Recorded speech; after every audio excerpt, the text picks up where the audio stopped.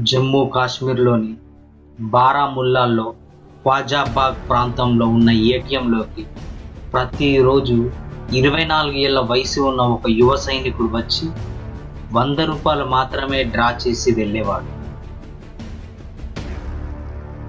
ఇలా ప్రతిరోజు అతను 100 రూపాయలు మాత్రమే డ్రా చేసేవాడు.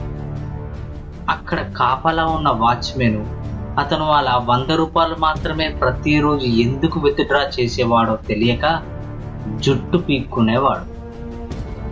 ఒకరోజు ధైర్యం చేసి ఇలా అడిగాడు, నువ్వు 100 రూపాయలు మాత్రమే రోజు ఎందుకు విత్డ్రా చేస్తున్నావు? నేను నా జీవితంలో కొన్ని లక్షల మందిని డబ్బులు డ్రా చేసే వాళ్ళని చూశాను.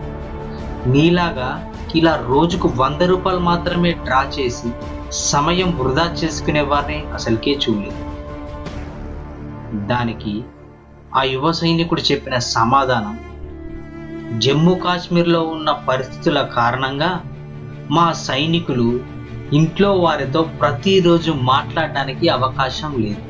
నేను డబ్బులు డ్రా చేస్తే నా బ్యాంక్ అకౌంట్కు లింకు అయిన ఫోన్ నంబర్కు మెసేజ్ పోతుంది. ఆ ఫోన్ నా భార్య చేతిలో ఉంటుంది. నేను బ్రతికున్నానని అదే మా ఇంట్లో వారికి గుర్తు. వరుసగా 2 రోజులు మెసేజ్ రాకపోతే నేను భరతమాత ఒడిలో శాశ్వతంగా నిద్రపోయానని వారికి తెలుస్తుంది అని సమాధానం ఇచ్చాను. ఈ సమాధానం విన్న ఆ వాచ్మెన్ ధారాపాతంగా కంటినీరు ఆగలేదు.